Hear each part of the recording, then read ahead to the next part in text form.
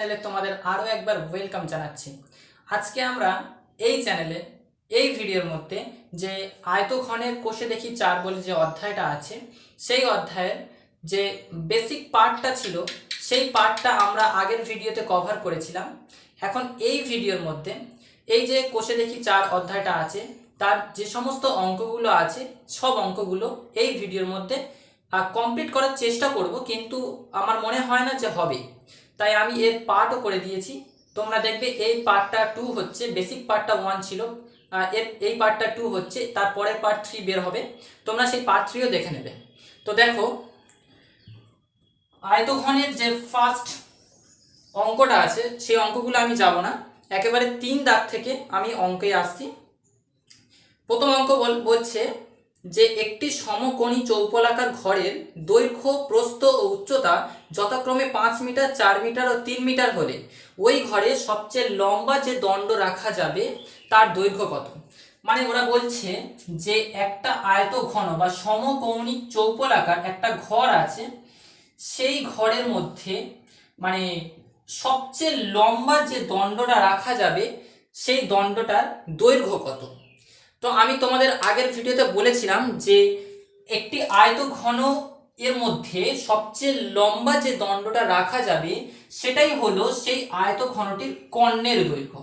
অর্থাৎ একটা লাঠিকে মানে তার সর্বোচ্চ দৈর্ঘ্যের লাঠিকে তার নিজস্ব দৈর্ঘ্যে নিয়ে যদি থাকতে বলা হয়, সে নিশ্চয়ই এই দেওয়াল থেকে এই দেওয়াল পর্যন্ত থাকতে পারবে না, আবার উপর নিচু করে থাকতে পারবে না, অতটা তার নিজস্ব দৈর্ঘ্য নিয়ে থাকতে পারবে না যতটুকু একটা কোণ থেকে অপর একটা কোণ পর্যন্ত সে থাকতে পারে। সুতরাং এখানে সর্বোচ্চ লম্ব মানে দৈর্ঘ্যটা, সেই মানে লম্বের দৈর্ঘ্যটা নির্ণয় করতে হবে এখানে, সেটা হলো কর্ণের দৈর্ঘ্য। তো এখন কি বলছে এখানে যে এর আয়তঘনের দৈর্ঘ্যটা হচ্ছে 5 মিটার, দৈর্ঘ্য 5 মিটার, আচ্ছা, প্রস্থ হচ্ছে 4 মিটার, তারপরে উচ্চতা বলছে 3 মিটার হলো। এখন আমরা জানি যে একটি আয়তঘনের কর্ণের দৈর্ঘ্য, এটা মানে 3 নম্বরের অঙ্ক, কোষে দেখি 4 এ।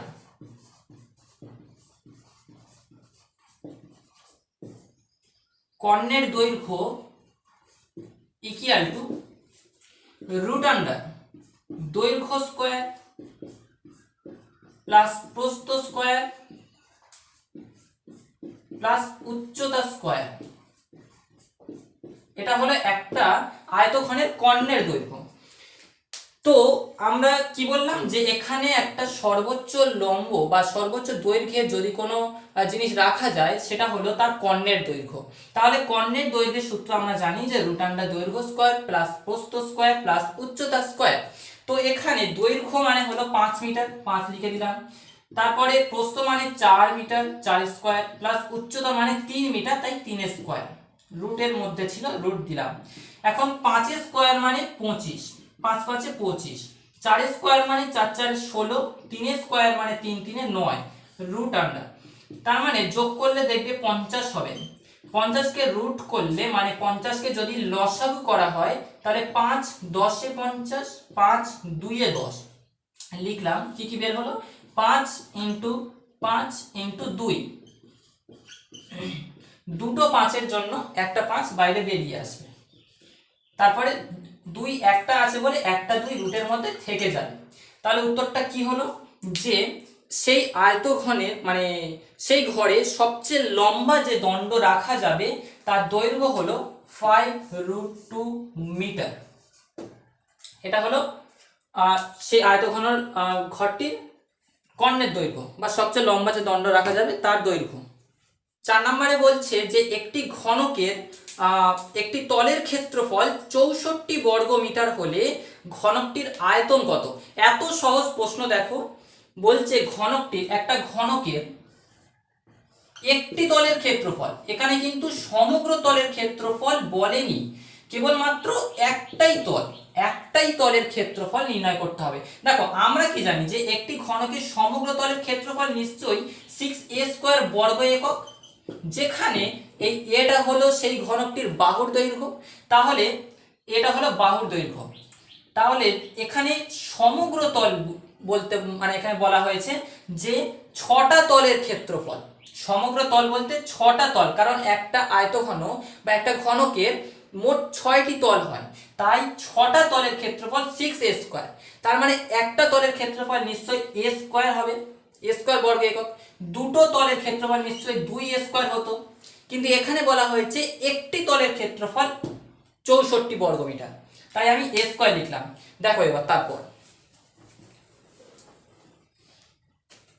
তো এখানে বলছে শর্ত মতে a² = 64। আগে লিখে নেবে যে ধরি ঘনকটির বাহুর দৈর্ঘ্য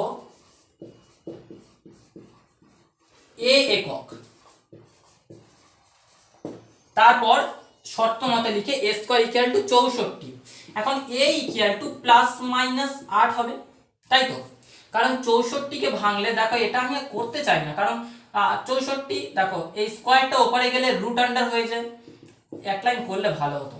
দেখো a √64, কারণ স্কোয়ার ওপরে গেলে রুট হয়ে যায়, আবার রুটের মধ্যে 64 আছে, তার মানে 64কে ভাঙালে আমি কিন্তু এই একটা অঙ্কে করিয়ে দিচ্ছি, বাদবাকি অঙ্ক কিন্তু তোমরা করবে, নিজেরা প্র্যাকটিস করবে। এটা আমি এই অঙ্কে তোমাদের বোঝার জন্য করে দিচ্ছি। 2কে 64 দিয়ে ভাগ করলে 32, 2কে 32 দিয়ে ভাগ করলে আবার 16, আবার 2 8 এ 16, 2 4 এ 8, 2 2 এ 4।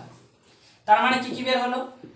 একটা 2, মানে দেখো 2 গুণ 2 গুণ 2, আচ্ছা একবার লিখছি এখানে রুট আন্ডার কটা 2 বেরিয়েছে, একটা দুটো তিনটে চারটে পাঁচটা ছটা, তাহলে লিখি 1 2 3 4 5 6, ছটা 2। ছটা 2 মানে কটা 2 বাইরে বেরিয়ে আসবে? দুটো 2-এর জন্য একটা 2 রুটের বাইরে বেরিয়ে আসবে, তাহলে দুটো 2-এর জন্য একটা 2 বাইরে বেরিয়ে আসছে, রুটের মধ্যে থেকে বাইরে বেরিয়ে আসছে। দুটো 2-এর মধ্যে থেকে একটা 2 বাইরে বেরিয়ে আসবে, আর এই দুটো 2-এর মধ্যে থেকে একটা 2 বাইরে বেরিয়ে আসবে, তাহলে রুটটা কিন্তু চলে গেল। 2 2 এ 4, 4 2 এ 8, তাহলে সেই ঘনকটির মানে বাহুর দৈর্ঘ্য হলো এই a, বাহুর দৈর্ঘ্য হলো 8 মনে হয় মিটার ছিল, কারণ দেখি সমগ্র তলের ক্ষেত্রফল, হ্যাঁ 64 বর্গমিটার, তাহলে এখানে শুধু মিটার আসবে, তাহলে ঘনকটির বাহুর দৈর্ঘ্য হলো 8 মিটার। এখন ঘনকটির আয়তন কত? আমরা আয়তনের সূত্র জানি, একটি ঘনকের আয়তন হলো a³, মানে a হলো ঘনকটির বাহুর দৈর্ঘ্য, তাহলে a³ ঘন একক। এটা হলো একটা ঘনকের আয়তনের সূত্র। তাহলে a মানে কত বেরিয়েছে আমাদের? a মানে এই 8 বেরিয়েছে, এগুলো সব a মানে 8 বেরিয়েছে, তাহলে 8 এর কিউব ঘন একক। 8 এর কিউব মানে কত? 512, 5 1 2 ঘন একক গেল। তাহলে এই 4 নম্বর প্রশ্নের উত্তর হলো 512 ঘন একক। দেখো 5 নম্বর কি বলছে, আমাদের বকুলতলা গ্রামে 2 মিটার চওড়া এবং 8 ডেসিমিটার গভীর একটি খাল কাটা হয়েছে। যদি মোট 240 ঘনমিটার মাটি কাটা হয়ে থাকে তবে খালটি কত লম্বা হবে? তাহলে আমি প্রথমেই ধরে নিচ্ছি খালটি লম্বা ইকুয়াল টু h মিটার, এটা আমি ধরে নিলাম প্রথম। এখন কি বলা হচ্ছে, খালটির দৈর্ঘ্য কত বলা হয়েছে? দৈর্ঘ্য বলে দেওয়া হয়েছে 2 মিটার, এবং প্রস্থ, খালটির প্রস্থ কত? 8 ডেসিমিটার। ভালো করে খেয়াল করবে, এখানে কিন্তু ডেসিমিটার আছে, আর আমরা জানি দেখো kilometre, hectometre, decametre, metre, deci, centi, milli. তাহলে ডেসিমিটার থেকে মিটারে আসতে গেলে নিশ্চয়ই 10 দিয়ে ভাগ করতে হয়, কারণ এক ঘর নিচে আসছে, এক ঘর মানে একের পিছনে একটা শূন্য দিয়ে ভাগ হবে, আর উপরে উঠলে এক ঘর উঠলে একটা শূন্য দিয়ে মানে একের পিছনে একটা শূন্য দিয়ে গুণ করতে হবে। তাহলে একে মানে 8কে 10 দিয়ে ভাগ করতে হবে, করলে মিটারে আসবে, কারণ এককগুলো সব সেম আনতে হবে, তারপর তাকে আয়তনে ফেলো, তাকে সমগ্র তলের ক্ষেত্রফলে ফেলো, কিন্তু মানে এককটা যেন সেম থাকে। এখন 8/10 মানে হলো নিচে একটা শূন্য, তাহলে উপরে এক ঘর আগে দশমিক, এত মিটার প্রস্থ বেরিয়ে গেল। এবার কি বলে দেওয়া হয়েছে? আচ্ছা, আয়তন বলে দেওয়া হয়েছে। আয়তনটা কত? সেই খালটির আয়তন বলে দেওয়া হয়েছে যে 240 ঘন মিটার। 240 ঘন মিটার। তাহলে আমরা একটা সমকৌণিক চৌপলের আয়তনের সূত্র কি জানি? যে সমকোণী চৌপলের আয়তনের সূত্র জানি দৈর্ঘ্য ইনটু প্রস্থ ইনটু উচ্চতা। এটা হলো একটা সমকোণী চৌপলের আয়তন। এখানে কি কি বলে দেওয়া হয়েছে? দৈর্ঘ্যটা বলে দেওয়া হয়েছে 2 মিটার, প্রস্থ বলে দেওয়া হয়েছে 0.8 মিটার, তারপরে উচ্চতা বলে দেওয়া হয় উচ্চতা h, এই hটা নির্ণয় করতে হবে। আয়তন হলো 240। এখন h এর মান বের করতে গেলে নিশ্চয়ই h কে বাম দিকে একা রাখতে হবে, তারপর বাম দিকে যতগুলো সংখ্যা আছে তাকে ডান দিকে পার করে দিতে হবে। তাহলে এই দুটো সংখ্যাকে আমি সমান সমানের ডান দিকে পার করে দিচ্ছি। তাহলে এদিকে গুণ অবস্থায় আছে h এর সঙ্গে, এই দুটো গুণ অবস্থায় আছে, ওপারে গেলে ভাগ হয়ে যাবে। কারণ তোমরা জানো যে একটা সমান সমানের বাম দিকে যদি প্লাস থাকে ওপারে গেলে মাইনাস হয়ে যায়, এদিকে মাইনাস থাকলে ওপারে প্লাস হয়ে যায়, এদিকে গুণ থাকলে ওপারে ভাগ, এপারে ভাগ থাকলে ওপারে গুণ ইত্যাদি হয়ে থাকে, স্কয়ার থাকলে ওপারে রুট হয়ে যায়। আচ্ছা, এখন ভাগ হয়ে যাচ্ছে 2 ইনটু 0.8, 0.8। আচ্ছা, এটা কাটাকুটি করবে কত হচ্ছে? এই পয়েন্টটা উঠলে উপরে একটা 10 চলে আসবে। আচ্ছা, 2 কে 240 দিয়ে ভাগ করলে 120 হয়। আবার 8 2 4 8, 30, 4 120, তারপর 2 15, 2 এ 30, তাহলে 15 আর 10 পড়ে আছে, 15 ইনটু 10, 15 আর 10 এ গুণ করলে 150 মিটার। তাহলে একটা ওই খালটি কত লম্বা? তাহলে h মিটার, আর h এর মানটা বেরিয়ে গেল 150 মিটার। তাহলে এরপর 6 নম্বর প্রশ্নটা দেখো। একটি ঘনকের কর্ণের দৈর্ঘ্য 4√3 সেমি হলে ঘনকটির সমগ্র তলের ক্ষেত্রফল কত? দেখো, আমার ভিডিওটি যারা যারা দেখছো তারা অবশ্যই বই খাতা নিয়ে বসে থাকো। খাতাটা অবশ্যই, কারণ একটা অঙ্ক দেখা মানে নিশ্চয়ই তোমাকে নোট করে নেওয়া। তাহলে 6 নম্বর প্রশ্ন বলছে একটি ঘনকের কর্ণের দৈর্ঘ্য 4√3 সেমি, তাই তো? হ্যাঁ, সেমি হলে ঘনকটির সমগ্র তলের ক্ষেত্রফল কত? তাহলে আমরা প্রথমেই ধরে নিচ্ছি যে ওই ঘনকটির বাহুর দৈর্ঘ্য হলো, ধরি ঘনকটির, একটু স্পিড করছি কারণ আমি একটু ব্যস্ত আছি এখন। ধরি ঘনকটির বাহুর দৈর্ঘ্য a একক, ঘনকটির বাহুর দৈর্ঘ্য a একক। তাহলে আমরা ঘনকটির কর্ণের দৈর্ঘ্য আমরা কি জানি? একটি ঘনকের কর্ণের দৈর্ঘ্য সূত্র জানি a√3 বা √3a বা a√3 একক, আমরা এটা জানি। আচ্ছা, বাহুর দৈর্ঘ্য ধরি a সেমি, কারণ তোমার প্রশ্নে এককটা বলে দেওয়া আছে, যখন বলে দেওয়া থাকবে না তখন একক লিখবে, এখন বলে দেওয়া আছে সেমি। আচ্ছা, তাহলে শর্ত মতে ওরা কর্ণের দৈর্ঘ্য কি বলেছে? 4√3 সেমি। তাহলে a√3 ইকুয়াল টু 4√3 এত। তাহলে দেখো, ওরা বলে দিয়েছে এটা, আর আমরা কর্ণের দৈর্ঘ্য আমরা জানি a√3। তাহলে এর মানটা এখানে কত বের হচ্ছে? এর মানটা বের হচ্ছে, এপারে √3 গুণ আছে, ওপারে গেলে ভাগ হয়ে যাবে, 4√3 বাই √3, √3 কেটে গেলে শুধুমাত্র 4 থাকে। তাহলে একটি ঘনকের বাহুর দৈর্ঘ্য হলো 4 সেমি, সেই ঘনকটির বাহুর দৈর্ঘ্য 4 সেমি। তাহলে তার সমগ্র তলের ক্ষেত্রফল কত? এবার লিখি যে ঘনকটির সমগ্র তলের ক্ষেত্রফল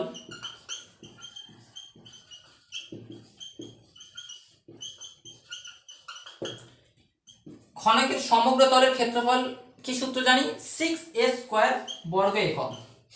তাহলে 6a² বর্গ সেমি, আর এর মান তো আমরা এক্ষুনি বের করলাম 4, তাহলে এর মানটা 4 লিখে দেবে। 6 ইন্টু 4 স্কোয়ার বা 6 ইন্টু 4 4 16, 6 আর 16 গুণ করলে 96 বর্গ সেমি।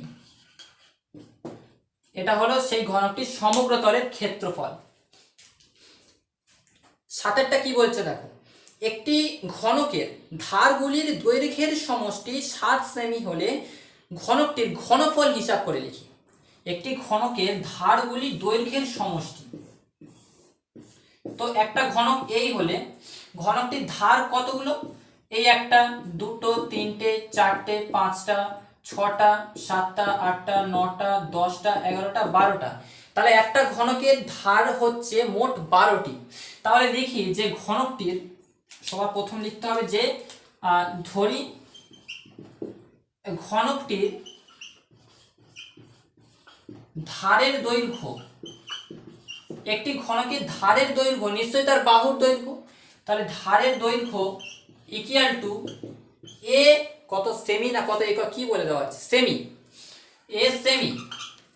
তাহলে ওই ঘনকটির মোট ধারগুলির দৈর্ঘ্যের সমষ্টি, 12টি ধার দৈর্ঘ্যের সমষ্টি, মানে এই একটা ধার একক, দুটো, তিনটে, চারটে, পাঁচটা, ছটা, সাতটা, আটটা, নটা, 10টা, 11টা, 12টা।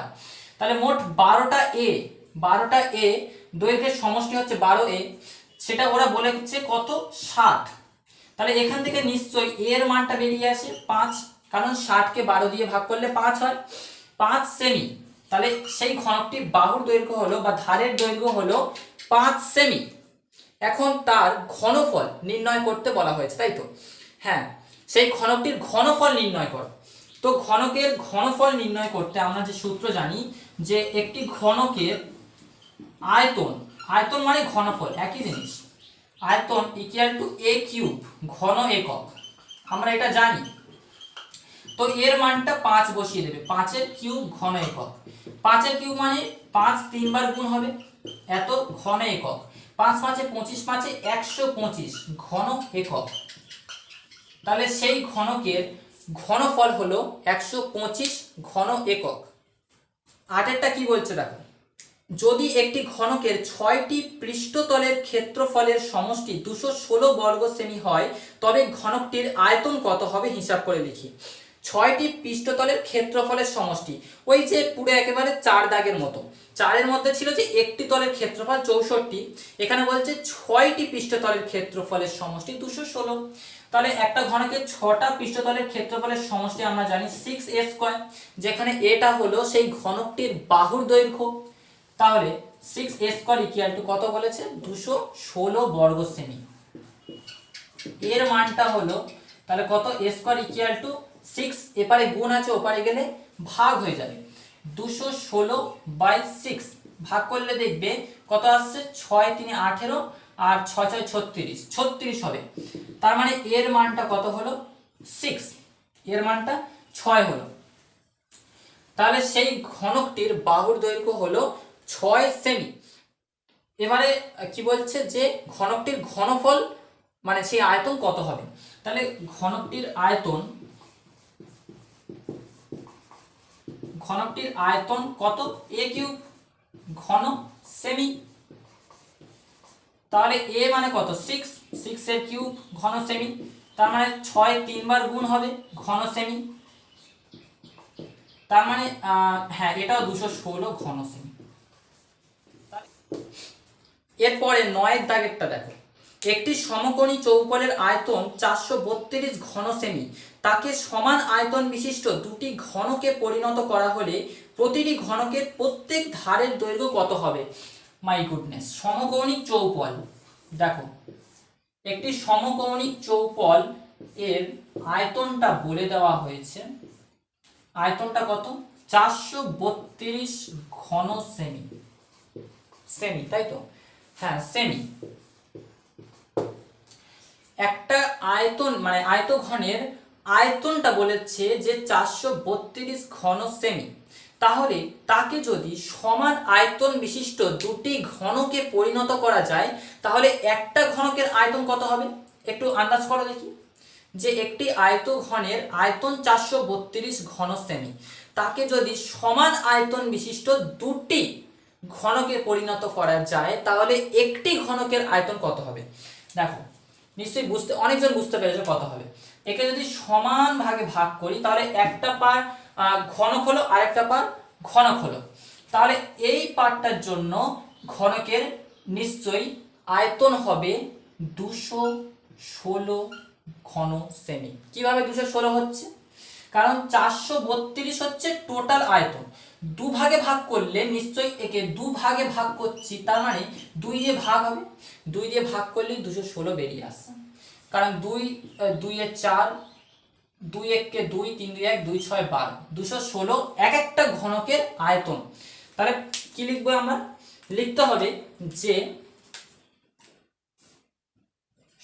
মানে আয়তঘনটির দুটি সমান আয়তন বিশিষ্ট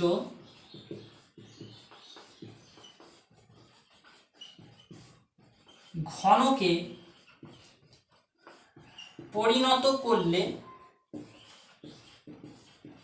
প্রতিটি ঘনকের আয়তন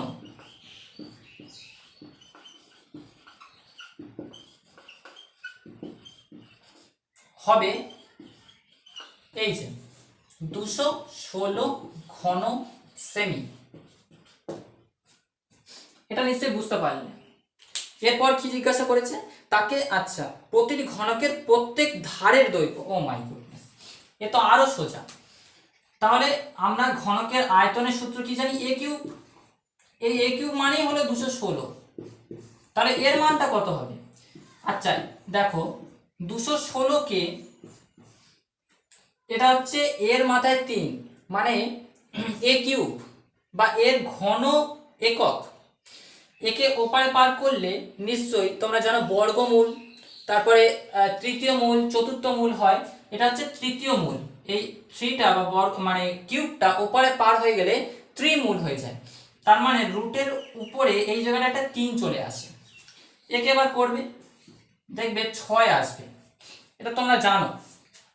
তাহলে সেই ঘনকটির বাহুর দৈর্ঘ্য হলো 6 সেমি। এরপর 10 দাগটা দেখো, একটি ঘনকের প্রতিটি বাহুকে 50% কমানো হলো, মূল ঘনক ও পরিবর্তিত ঘনকের ঘনফলের অনুপাত কি হবে? তাহলে লিখি, ধরি মূল ঘনকের বাহুর দৈর্ঘ্য এ একক। এখন মূল ঘনকের আয়তন এ কিউব ঘন একক। এখন এই ঘনকটিকে যদি 50% মানে বাহুর দৈর্ঘ্য কমানো হয় তাহলে একটা নিশ্চয়ই এ একক, একে 50% কমানো হচ্ছে, মানে একটা ঘনক এই ঘনকটিকে আবার তার বাহু থেকে 50% কমানো হচ্ছে, মানে এই 50% কমিয়ে ছোট করে নেওয়া হচ্ছে, মানে একদম হাফ করে নেওয়া হচ্ছে, একে হাফ করে নেওয়া হচ্ছে এরকম। তাহলে হাফ করলে তার যে আয়তন এবং এই যে আয়তন, এদের আয়তনের অনুপাত কত? তাহলে দেখো, এখন পরিবর্তিত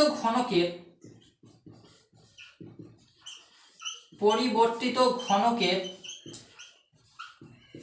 বাহুর দৈর্ঘ্য নিশ্চয়ই 50% কমানো হয়েছে, তাহলে মূল ঘনক থেকে বাদ যাবে 50%, 50/100 এ, এই টোটাল সাইডটা বাদ যাবে। তাহলে কাটাকুটি করলে দেখবে আসবে 5 0 0 কাটলো, 5 2 এ 10, 2 এ থেকে একটা এ বাদ দিলে একটা এ, নিচে 2 পড়ে থাকে, a/2 এত একক। তাহলে সেই পরিবর্তিত ঘনকের বাহুর দৈর্ঘ্য a/2 মানে একক। এখন পরিবর্তিত ঘনকের আয়তন কত?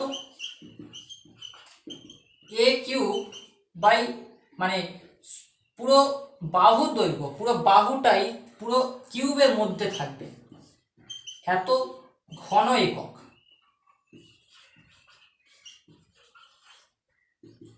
তাহলে এ কিউব আর 2 এর কিউব করলে 8 হয়ে যায়, এত ঘন একক। এখন প্রথম যে মূল ঘনকের আয়তন ছিল এ কিউব আর যে পরিবর্তিত ঘনকের আয়তন এ কিউব বাই 8, এদের আয়তনের অনুপাত কত লিখতে হবে। মূল ঘনক এবং পরিবর্তিত ঘনকের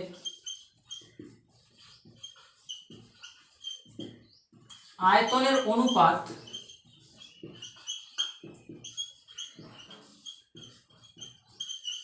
নিশ্চয়ই প্রথম ছিল এ কিউব, তারপর এ কিউব বাই 8 এসছে এত। তো দেখো এ কিউব এর মধ্যে আছে এই সাইডে, আবার ওই সাইডেও এ কিউব আছে, তাহলে দুদিক থেকে এ কিউব যদি মানে বাইরে বেরিয়ে আসে মানে বাদ যায়, তাহলে নিশ্চয়ই 1 করে থাকে, 1 আর উপরে 1 8। আবার 8কে 1 দিয়ে গুণ করলে কোনাকুনি 8 কে 8 ইস্টু এই 1টা থাকে। এই হলো সেই মূল ঘনক এবং পরিবর্তিত ঘনকের আয়তন।